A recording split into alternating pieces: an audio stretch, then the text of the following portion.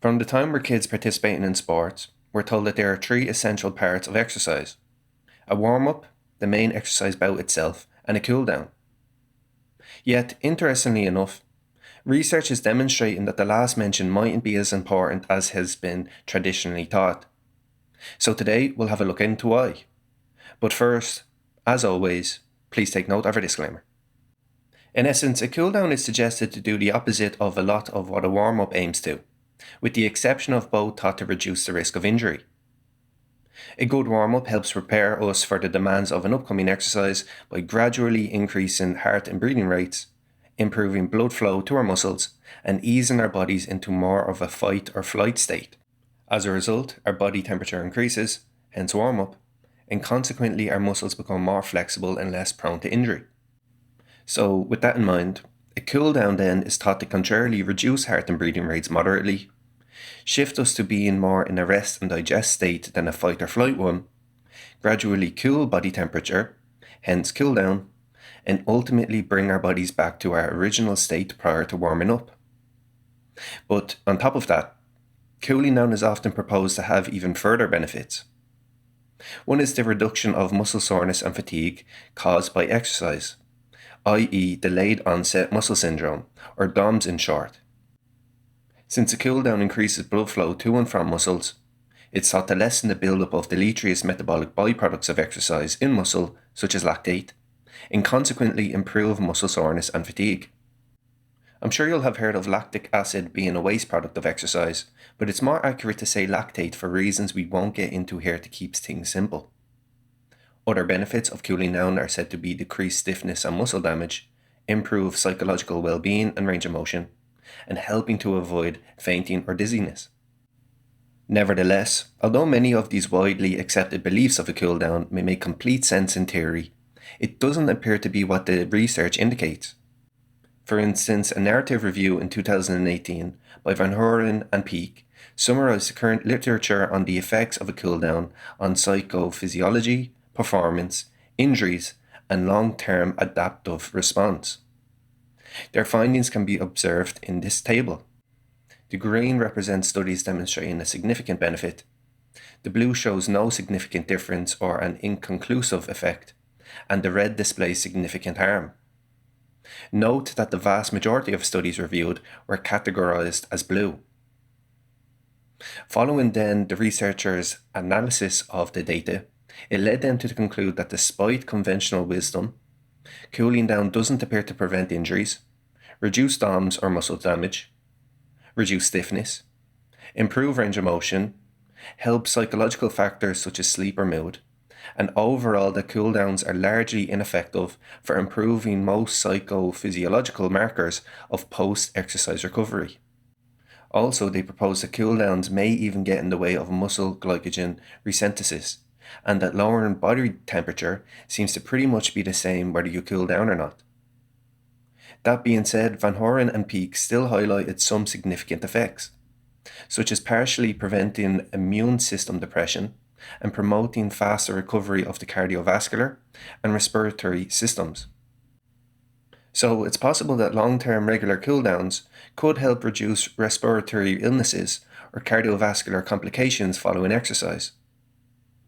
The sheer bulk of the studies demonstrating positive effects of cooldowns, though, came in the form of an acceleration in removing blood lactate. Now, you may say, but shouldn't an accelerated rate in the removal of deleterious lactate in the blood reduce DOMS? Well, Van Horen and Peake point out that lactate reduction from blood doesn't necessarily translate to muscle lactate reduction. What's more, research indicates DOMS to be a cascade of physiological effects in response to microscopic trauma sustained during intense exercise rather than only due to lactate. And it's still unclear whether lactate even plays a role in it whatsoever. Therefore, this may explain why, despite over 18 studies in the review showing a significant decrease in blood lactate from a cooldown, only 2 studies showed a significant effect on DOMS, compared to 14 which demonstrated no significant differences or an inconclusive effect. Overall, going by this study, it looks like a cooldown isn't as helpful as has been historically thought. However, it's worth mentioning that the studies included in the review only related to ones assessing low-intensity exercises, such as cycling and running, and not the other exercises commonly incorporated in cooldowns, such as static stretching and foam rolling. So let's have a look into the research behind these. We say static stretching and not just stretching because there's another form known as dynamic stretching. This type is advised to be done during a warm-up, which you can find out more about in our video on warming up in the top right-hand corner of the screen. But when you think of a typical stretch, you'll be picturing the static kind, which involves passively holding a muscle at length without movement, hence static. Indeed, literature shows that static stretching offers benefits commonly associated with it: reduce stiffness and improve range of motion, but not for the lowering of DOMs in the days following exercise. On a side note, if you are interested in undertaking our evidence-based and results-backed personalized Plato weight management program, please click the link in the top right-hand corner of the video or follow the link in the description. On the other hand though, studies suggest that foam rolling is indeed helpful for muscle soreness and fatigue. So although a cool down incorporating light cardio or static stretches mightn't benefit DOMs, foam rolling's inclusion could. On top of that, foam rolling can help range of motion like static stretching. A 2015 study demonstrated benefits for flexibility may be achieved without decreasing muscle performance through the use of a foam roller for 30 to 60 seconds over 2 to 5 sessions, although the researchers propose that the best outcomes will be obtained by combining both post-exercise. So, in sum, even though the research indicates that light cardio cooldowns may offer a possible benefit for reducing respiratory illnesses or cardiovascular complications following exercise, as well as the reduction of metabolic byproducts of exercise from the blood, they're likely not as helpful as the average person might think, since they don't seem to help reduce muscle soreness, fatigue, and damage, decrease stiffness, or improve injury prevention, range of motion, psychological factors, and the lowering of body temperature. Yet the addition of a combination of static stretching and foam rolling in a cooldown can help range of motion, while foam rolling alone may offer benefits for muscle soreness. What's your thoughts on this? We'd love to hear from you in the comments section down below. Additionally, if you're new here, make sure to like and subscribe to our channel.